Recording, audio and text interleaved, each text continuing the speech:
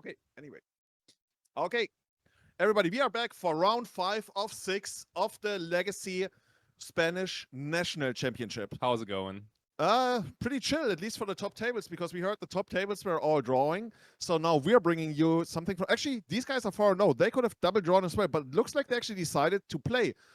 I would guess that's Jon, Hmm. Asensio versus Jorge Rico. Rico actually means rich, I'm pretty sure. Oh yeah. Yeah, I know some Spanish. Right. So let's see if Jorge's deck is actually gonna be all foil. Like, watch him play like a 7th edition whiteboard basic land first. Dude, I wanna see that. Holy Come on, smokes, let's do holy it. So this is a pretty like black matchup, right? Like we have Karn Pox. I don't know what the Pox is for. Maybe that we indeed see the Cosmo Pox. It doesn't get more on the face than literally naming the card. I don't know what the Pox is for. like the deck name Karn Pox. That's literally like 2 card names next to each other. Like Kai is like, I don't know what this could be. I don't know. Honestly, though, Could be anything. yeah, it's gonna be a big surprise. By the way, we just saw an altered Liliana of the Veil. Seriously, when's the last time you've seen Liliana of the Veil in Legacy? That is has been probably, like, 2015, 16? something like that. When the last time when Team America was a big deck. Yeah, Team America, and then people It played was- it like in some kind of like the Black Loam variants and stuff with like Mox Diamond. I've seen it there. But yeah, Yeah, it's coming something back. like that. Yeah, like I mean, she got replaced by Liliana Last Hope in 2016, 17 when Young Pyromancer was a big threat, you know. But ever since then, like I think the 3-drop planeswalker we see the most is probably like Grist, Hungus Tide, and that planeswalker is also represented in Horn's deck. It's Cradle Control, aka Golgari, Feed Artisan, Maverick, with a natural order finish. That deck plays like at least 1 copy of Grist, and it does a very good job at doing it, Yeah, right? the thing about Cradle Control is also, by the way, the ratings have actually just been adjusted. These players actually 3-0-1, so it looks like they picked up a draw. They still need to play, right? You can't draw in as the top tables have done. Once upon a time, probably one of the best starts, smoothing out your draws, giving you hopefully what you want. We see the collector oof in hand. Like John probably doesn't know yet. We were told that on the right side it's actually mono black helm, which still could be the case, right? Maybe mono black helm with like a Pox sacrifice theme. We also saw some cards. We will actually see how this develops. As Con is still like pondering about this. You know, like some people call Once Upon a Time a demonic tutor for 0 mana. But I call Elvish Visionary like a demonic tutor for a random card from your deck, which at this point probably gets old as often as I've been repeating it. But when you think about it, that's exactly what it is. Right. Okay, Bayou comes down. You want to accelerate in the first one here, right? You recently followed. Well, actually, I can't even call you a follower of Cradle Control because you took out like some of the very best cards. Yeah, and even better cards, I guess, according to you. Why would you like? maybe some of you know, but like I also picked up the deck myself, and I cut the card that Hans just played, the Elfish Claimer for some nasty things like Grief and Reanimates. I don't think that got significantly better. Dude, I couldn't snap off the natural order fast enough. Like seriously, if this is like mono black Karn Pox, like we don't care about the snuff out. Unless we're on a ham draw, we probably don't care about the collective, and that leaves like the Cradle Control player with basically nothing. But we will see, like, if like depending on what the Karn that we got in hand is supposed to get us here, maybe we do take the collective. Really hard to tell. We also see a Castle Lockwine, like one of the slowest draw engines in Legacy, but it is a draw engine in Legacy. Oh, there's Smallpox. Oh, dude. Okay. Oh, Well, you know dude, what? so I think we cooking today. Nice. Okay. The Elvish Reclaimer might do maybe 1 activation. But the problem is, like, if you activate and you find Cradle, what do you do? Like, you sacrifice the Reclaimer and the Cradle? Or do you like, I guess you could keep the Cradle and then sacrifice your Bayou. Yeah, but right now, it's annoying. Like, yeah. You know my favorite card against Smallpox? My favorite card, like in traditional Fs, is Quirion Ranger. Because you can see it in their face. You play the turn 1 Quirion Ranger and they set up for the turn 2 Smallpox. There's always like this tiny second stop where they're like, oh, actually, Smallpox isn't all that good here because he wants to land back to your hand. Oh, that's very smart. Yeah. So you get the better end of the trade at that point. But yeah, not possible in this version, of course. Oh, and once again, Lay of the Hydra already took the game in the previous round. Coming down, Jorge is checking it out. Okay. Like the Lay of the Hydra is like kind of like the secrets. I don't know, like 4th win condition in John's deck, right? I gotta say, I've seen it do more in this tournament than in all the other like online things I've seen before. Like, I gotta give more credit to the Hydra because in the past I've never really seen it do much. But today in the Spanish Legacy Championships, it has carried like a lot of work. Okay. Okay. Yeah, like John like really just thought a little bit about like the either to activate the Ever Claimer or to play to advance the board a little bit, right? Like playing the mana dork right here. Look, Ignoble High Rock. I kind of like it in the sense because if you don't do it like, I guess, let me see, you do it this one, two, yeah. By doing it this way, next turn there's a chance that you can actually natural order, which of course in a matchup like this where they attack your hand heavily, you want to set up for the earliest possible natural order, especially if you have like other creatures on the board. I would say like John is probably not gonna expect the smallpox here. Boom. What do you sacrifice here? But then boom. Oh, so you got a discard. I guess it's Each player sacrifices a land, a creature, discards a card, and loses 1 life. Like the discard is like the easiest part, right? Like Yeah. it's gonna be like bye snuff out. Like that card just doesn't do anything right here. But the tough question is like, what do you discard? Yeah, what do you sacrifice? But I was going to say, like, we are probably going to keep the. Actually, the problem is, like, if you keep the natural order, we are still very far away from doing it. There's. Oh, but you also don't really want to discard the. Yeah, Reclaimer has to go, apparently. Just like you did. Like, you cut it from the deck. Okay. Okay, we are back to 2 mana. I mean, I don't. Wait, did we not? Oh, we discarded. I don't hate where we ended up because now we still have the ability to make natural order next turn. And like Jorge, like what is he supposed to do? Like, I guess he could fire off another smallpox if he has the mana. But other than that, oh yeah, he needs some like serious follow up here. I mean, he's got another removal spell, but that only really means that John just like needs another mana source. Right now, he was setting up for 4 mana next turn. Well, Yeah. I guess he's gonna take another draw step, see where this goes. It's not like Jorge actually like can go and execute a plan here. Whereas John is just like gonna get in for a couple of damage, like 13. This is almost like 1 Progenitor swing, especially with Exalted. We are pretty close to that. Oh, but there is a ensnaring bridge. Oh, and Liliana. Look at this legacy staple. She's ladies back. and gentlemen. It's been a long time since we saw her in action, but here she is, and it's not terrible at all. Like especially after a smallpox. Like once you've slowed down your opponent with smallpox a little bit, Liliana Veil doesn't really look that bad. Looks like we're going to sacrifice the Dryad Arbor, going to keep the Exalter and the Mana Fixer around. Okay, makes sense. And yeah, this is the really big one. This is the one you feel like, oh, dude, how am I supposed to beat this right now? Like, I was all in on that shot. I guess you could still try to get a Truxa and then make something work that way. But Kai, you are like more familiar with the deck. Like, how do you actually overcome Ensnaring Bridge in the first game? So there is Boseiju who endures in John's deck. But other than that, it's rough. I don't see many ways how you can. I guess you run a couple of grists, so you can like -5 grist a few times maybe. Oh yeah, that's actually a thing. Like we already have like I don't know just 5 or 6 creatures in the graveyard, right? Oh, by the way, you know what happened here? So cool. Jorge is sitting on 0 cards, so you'd think, oh, I cannot be attacked. I have Ensnaring Bridge.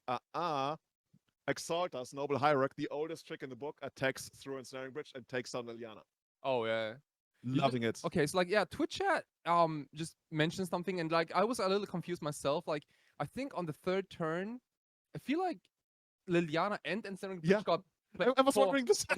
Like I didn't really say anything because I was like, yeah, I mean it's probably all right. Maybe I missed like a turn or something, but I think that both cards got deployed for basically 0 mana. I mean, like one of them got deployed for 0 mana. Maybe I missed something. Maybe you guys have seen it. Yeah, dude, seriously, we were literally like this. The same when It's funny because like dude, like we two were like so excited about Liliana of the Veil, and we completely missed the Ensnaring Bridge part. But for a second, I was like, are we discarding Bridge to Liliana? Like, what's going on? Oh here? yeah. No, we're just like playing 2 cards on the same turn. I'm actually not sure. Maybe somebody will have to go back and maybe also like at this point it's too late to fix anyway. But yeah. We have more orcs. Seriously, this is the orcs deck, the premier orcs deck in the format. I want to even say, and we just assembled this ragtag crew of like an orc army, orcish bowmasters. And what is the creature type of Artisan Fiend? It's Artisan Fiend. It's a nightmare. Oh, it is. It very much is. Yeah, I mean, like the artwork looks horrifying, and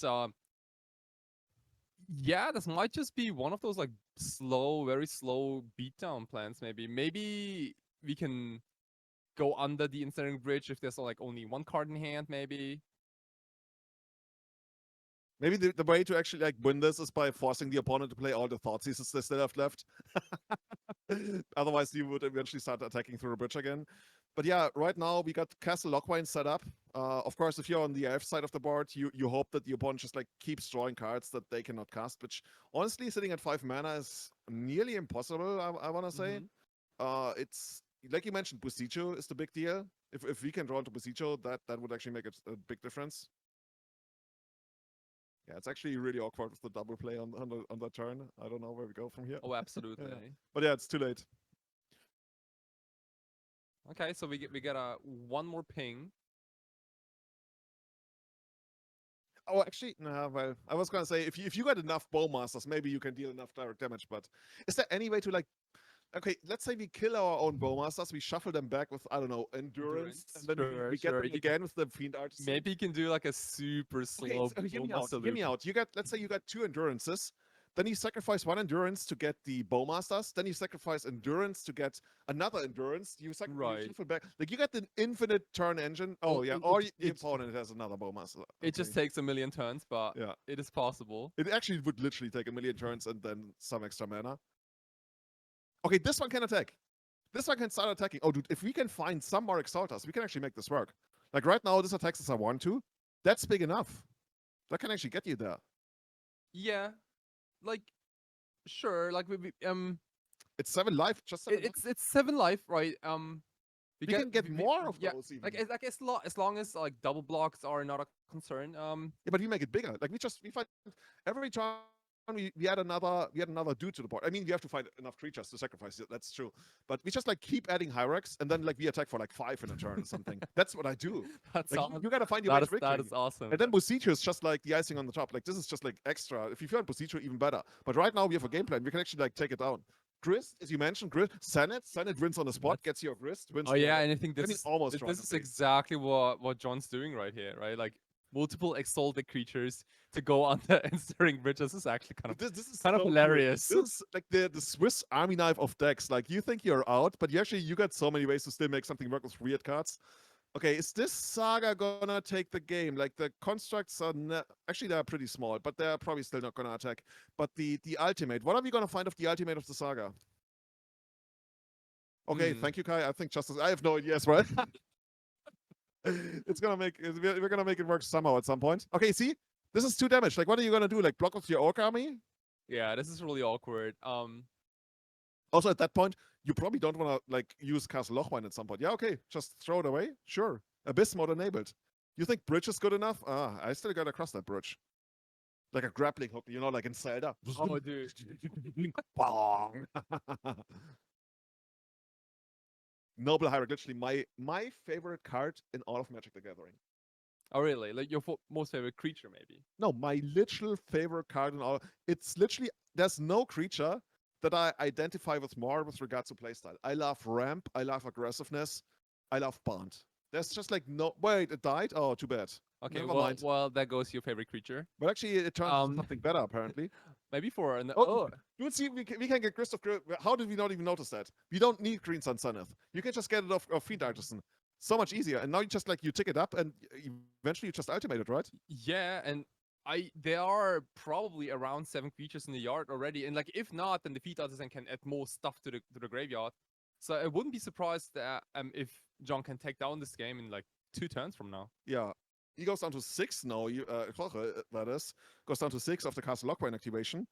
And I mean, one way for him to try and still win the game would be to get in there and enable the Karn Helm combo, but that's gonna be pretty mana intensive, and I don't think Jorge actually got enough time for that.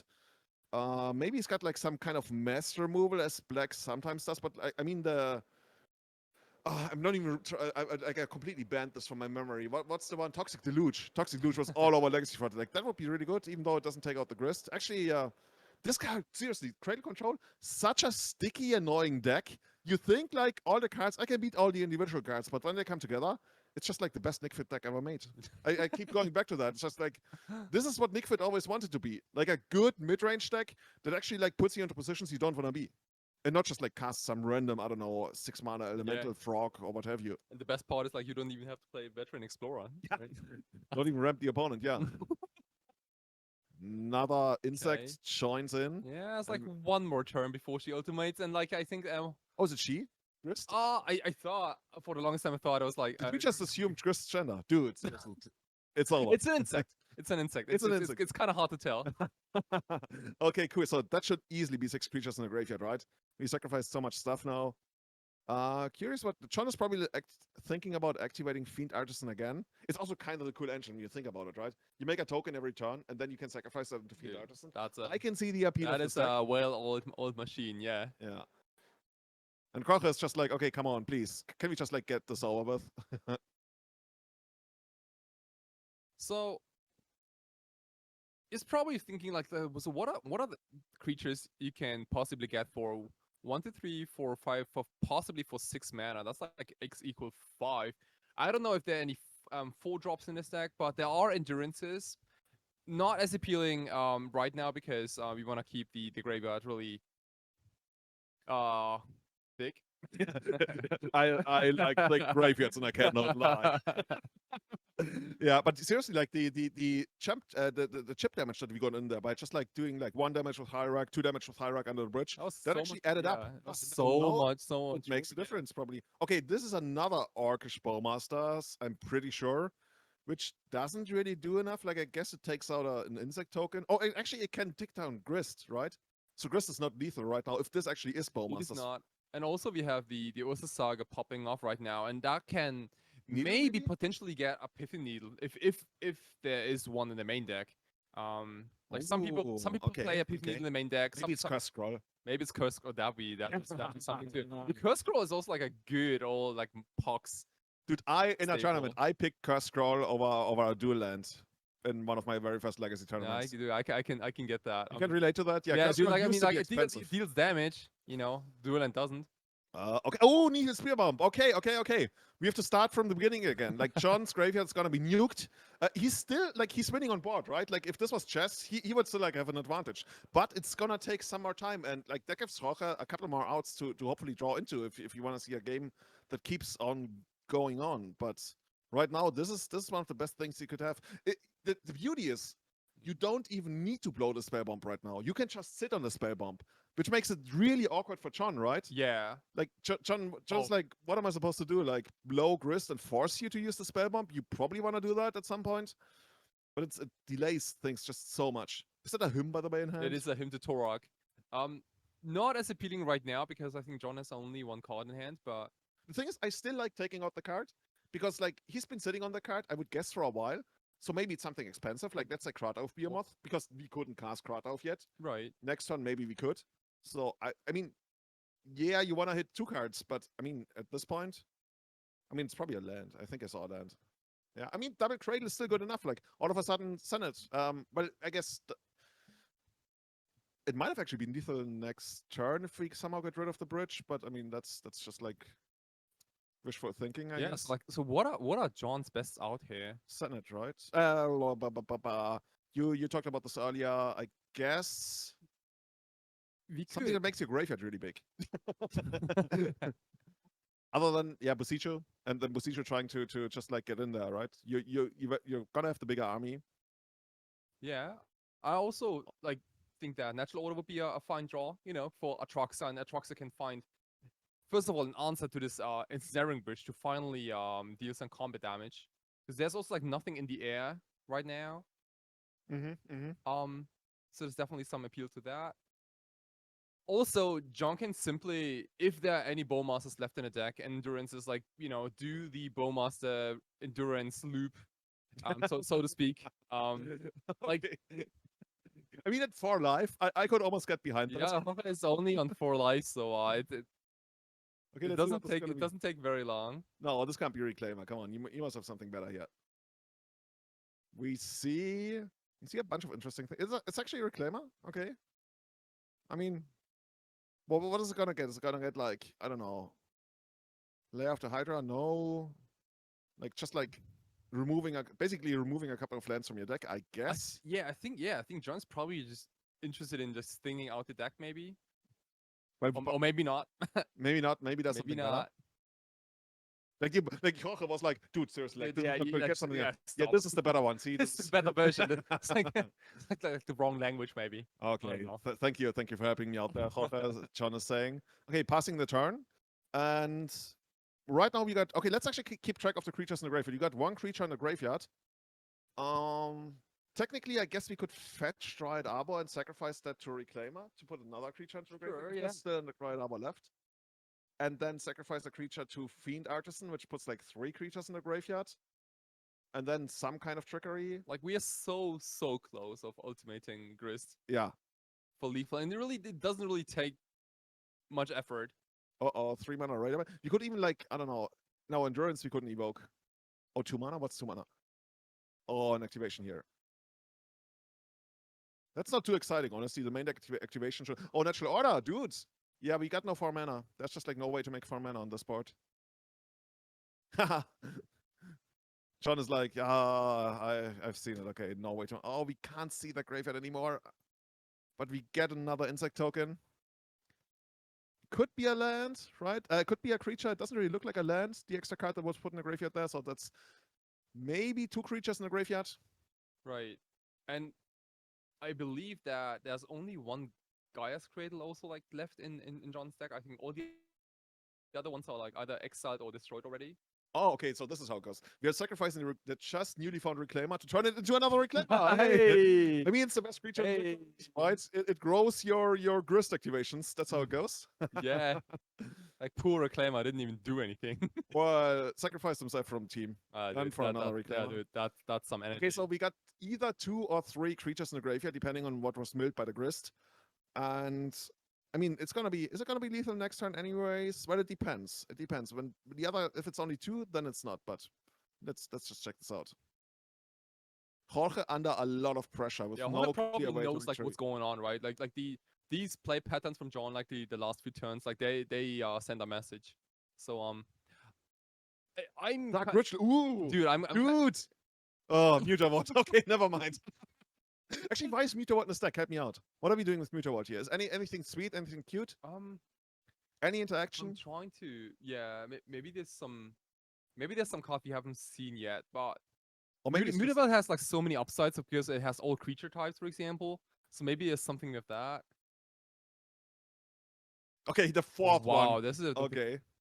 Just not good enough. Just not good enough. Still at 5, ready to ultimate. Dude, I'm actually excited about the Mutaward. I want to see it do some nasty stuff. Oh wait, we're growing the Arc Army again? No? Okay. So the good news is that there are no more Ball Masters. Well, you would think. maybe there's like, I don't know, clones and stuff.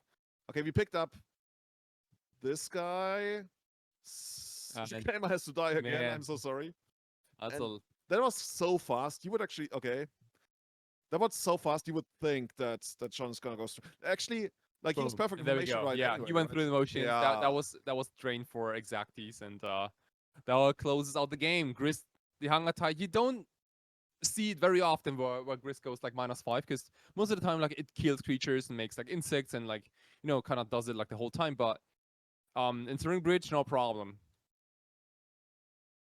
Dude, that deck is better than most people thought. I mean, there's a reason it keeps putting up results online, right? Okay, but look at this. There's Opposition Agent coming in. There's Plague Engineers coming in. What else is there on the sideboard? We see ley lines. No. I mean, yeah. Oh, really? Okay, so we haven't seen a Karn the Great Creator in Jorge's deck, but given the sideboard, we do definitely play a few copies of that card in the deck. I would also think because it says Karn on the top. But I don't Dude, know. that's like a really bold statement. Then again, we call this thing Cradle control, and we have yet to see any kind of control. But yeah. I mean, same thing, right? Yeah, that's how it Same works. thing. Let's see where we go from here. We're taking out some of the discard elements. I can support that. The problem though is, like, what's your way to victory for Jorge? What do you think? Like, is it gonna be like the combo? I mean, okay, I can see the ley lines now if we are actually committed to the combo, because I was only looking at it from, hey, what does it do to John? And Right. it's not that great. Like, yeah, it keeps Reclaimer small, it keeps Fiend Artisan small, but overall it doesn't. But if you're dedicated to the combo and we think, okay, we cannot beat a like win a fair game against Cradle Control, He might then be. maybe having the Yeah. ley lines and the helms, that's just what we want to do. And looks like we take out a bunch of the fast mana, like the rituals go out. So yeah, you could do that. If I was Jorge, I would probably just be really interested in landing an early opposition agent versus John. Like that just slows down the cradle control. I hate myself for like saying cradle control so many times, but the feed artisan deck like so much because the deck doesn't really draw any cards, but it has a lot of tutor effects, right? Like the natural order, the Green Sun Zenith on the feed artisan itself. And so I would probably just try to not die to an early natural order, and Okay. then kind of stabilize maybe like a late game Karn into Microsynth Lattice or something like that. Oh yeah, lattice is so. You can sometimes actually beat lattice just like by still attacking and taking down Karn, Yeah. but that's kind of hard. Other than that, you know what we should actually call it? Uh-huh. This is basically Golgari Death in Texas, right? When you think about like all the stuff that's going on here, like all the tutoring, all the small interactions and stuff.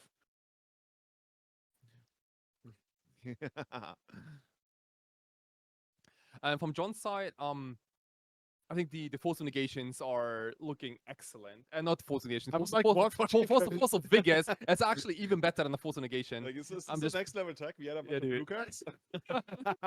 Like blowing up Ursa Sagas, and not too maybe occasionally also like the Instant Ring Bridge, which wasn't even a problem in game number 1, but we will see. It's kind of funny, right? You think like, oh, the stack that's supposed to go to the face and Siren Bridge would be like a real big problem. So like, nah, Nah, I got these like zero power Yeah, it's creatures there attacking for a while, and then I got this like not really. insect lord that's Yeah, not dude. really a lord, but that like eats your graveyard and spits it at the opponent. That's how you imagine it. Like actually, it doesn't even eat your graveyard; it stays around.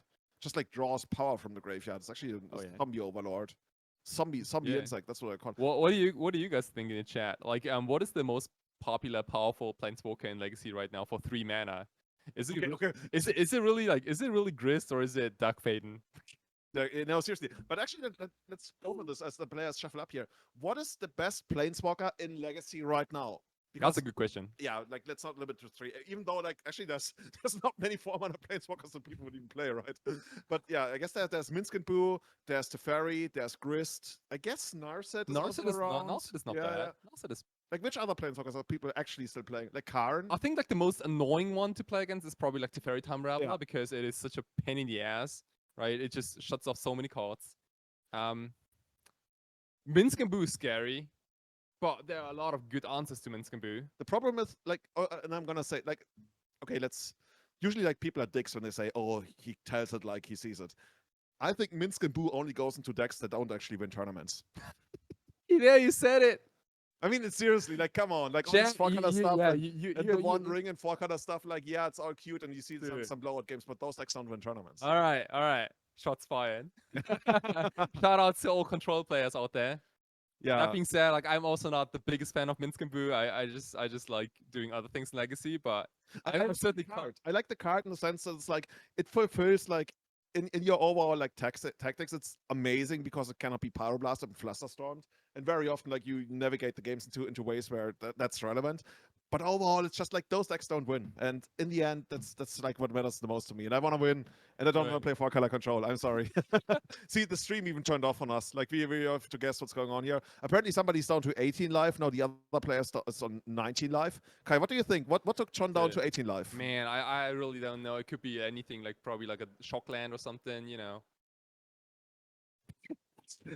No, seriously, like I would guess that's like a second fetch land. Oh no, we go to 17. It's going more fetch lands. Maybe there's even an Orcish Bowmaster involved at some point. That could actually be it. Like if we go down to 15 like soon after, that's actually gonna be an Orcish Bowmaster, I'm gonna tell you. But that would have taken out a creature though. I don't know. We will see. As Jorge still stays on a solid 19. And we still wait for the image to come back. Yeah, everything we've seen from Cradle Control this far on stream, it actually is a great advertisement for the deck. And I mean, there's a huge following. One of our organizers here, Rico, also loves this deck. And as we see... it is Smallpox. Okay, Smallpox did the damage. Ooh, okay, yeah. Okay. That still doesn't explain to me why we're at 17, though. I guess 2 fetch lands and we only see one of them? No, that also doesn't make sense. Maybe Mutavault got in there. And we discarded the fetch land to the smallpox, and Mutavault got in there for 2 damage. That's very possible. I think that's actually what happened here. Oh, that's cool. Loving it, loving it. We figured it out. Sherlock Holmes, you got nothing on us. We are the legacy detectives. We reconstruct whatever happened, like the crime scene. Yeah, obviously, a dog did it. I'm kind of surprised to still see the Allosaurus Shepherd in this matchup, given that there was probably no Chalice of the Void, right? Like Jorge played Dark Ritual already, and John can probably assume that there's no Chalice of the Void. So I'm a little curious about this Allosaurus Shepherd. Maybe he wants to attack for 1 under Ensnaring Bridge and then pump it for 6 mana. That's a cool thing, right? That does come up sometimes. Sometimes you can like just barely get the Ensnaring Bridge down. You like 1 card left in hand, you feel like, okay, at least I can't get natural ordered. But yeah, Mr. Allosaurus Shepherd can still do it. But right now, 3 mana, what's that gonna be? Oh, Grist is back in town, baby, but it's not gonna be as good as it was previously, like, because the ley line shutting off all of the insect shenanigans. I never thought I would say that word in that combination today. Draining at least, right? Yeah. That's we still get the insects. Yeah. But we're gonna see about that because the constructs are probably gonna overpower those small little tiny 1/1s. Insects versus robots. Theme decks. We see it here. That's like almost like a movie title. Okay. But yeah, it's actually kind of cool. Like Jorge actually has it set up in a way that he can just like top deck the helm soon and just try to get there. He's thinking about using the wasteland, right? Mana. We don't really know whether mana is a problem for John yet, but he's going after the black mana. Sure. Sitting on what looks to be more mana, like that's an Urbog, I guess. Yeah, he's just going to make a couple of constructs. And I mean, I would just like start attacking Grist, right? It's kind of awkward though, because the Grist is still going to make chump blockers. Interestingly, John has a Cradle, and that Cradle can make the... at least the elf. Okay, I was like, for a second, I was like, is Ignoble Hierarch actually secretly the elf? No, it's not. It can... And there we go. Wait, that's an... 1, 2, 3, 4, 5... There should be 5. 6, actually. You get exalted. 1, 2, 3, 4, 5. Yeah. Right now, it's not summoning sick, right? Oh, right. Okay, so yeah, this is like an interesting attack, right? Like it attacks for 2, it is exalted, and we can produce 6 mana. So like we can bump up this Allosaurus Shepherd to 6/6. I think we also have to tap the dry double, right? 1, 2, 3, 4, 5. We might have to. Maybe we're not doing that. Okay. Discounts available all around, all day long. Sure. Here we go. And that's a construct token. Second construct coming up right away, I would guess. You know, now is the time for Pithing Needle. You can needle Grist. You can maybe even needle the Allosaurus Shepherd if you want to. Hopefully we don't have to do with something like, I don't know, Expedition map we saw earlier. I wouldn't be too thrilled about that one. I would love to see the Shadow Spear. Shadow Spear would also be really cool, especially a lifelink makes it so hard. Yeah, let's see. Let's see where Jorge is going with this. Maybe we're not even making a construct. Okay, there's a sudden edict. Oh, dude, sudden edict. That's such a feel bad, right? That's basically like terror on an insect token. Pretty much. Like, it's a cute card though. Like it's one of the best cards versus a deck like Delva, for example. Like Delva doesn't really go white. You know, they have a lot of like single big creatures, and it cannot be countered. It's awesome, but against the go white strategies, it's actually kind of embarrassing. It feels like Jorge's like card quality is, I can't even say somewhat outmatched. It's not like Cradle Control is like putting the biggest beaters, the craziest stuff to the table, but Jorge is like really relying on the synergies here, and he needs something to make it work. The constructs alone, without the Shadow Spear, not too interested in like ever really making the combat match math work for him. In the long run, maybe the Retrofitter Foundry can produce some results, but it's also going to eat a lot of mana.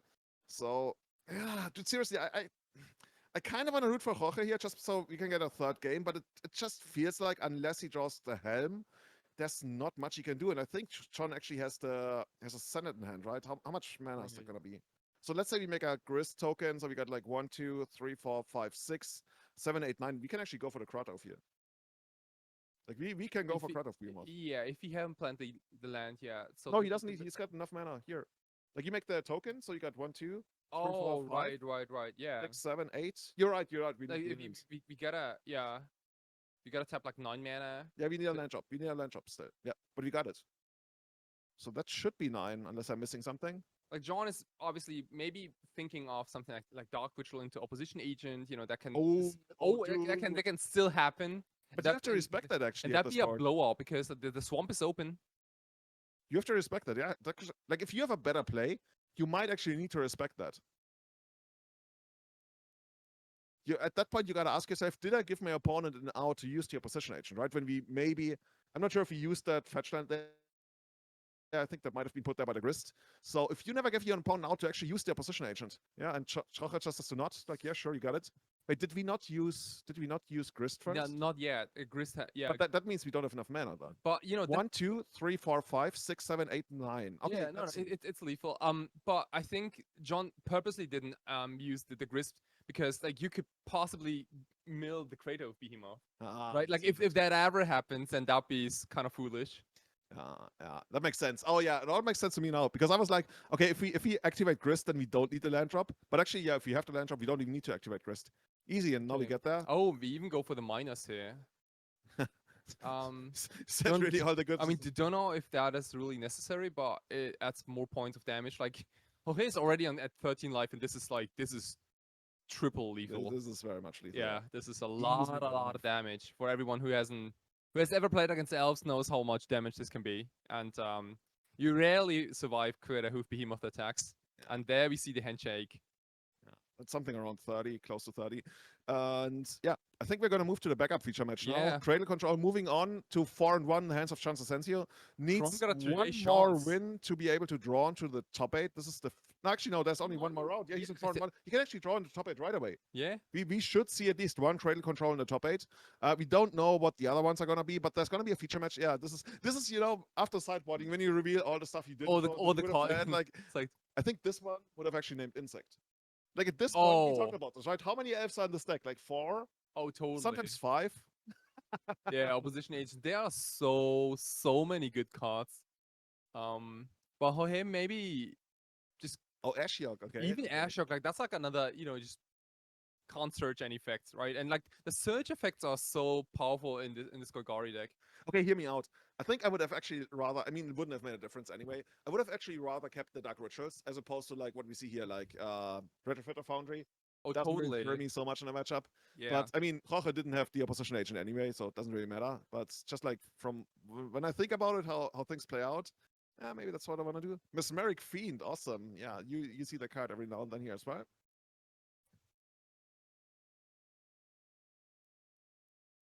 So, we're still waiting for the backup match. Should be coming here any minute now.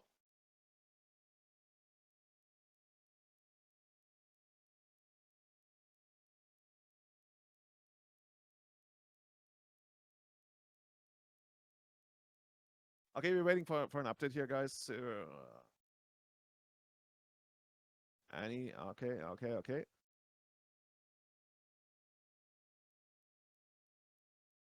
Anyway, I think we're not getting. This is the stuff you don't want to hear from the casters, right? Right. Then there's like this long pause and like actually it looks like we're not getting a backup match. Okay. Yeah, it looks like we have like some technical issues with the second feature match, but don't you worry, guys. Like there's gonna be enough legacy for today. We still have the 6th round of Swiss, and then we also do the whole top 8. I'm really excited about. Okay, Kai, everything was going on. Like I've not seen many brainstorms today. I think we haven't seen.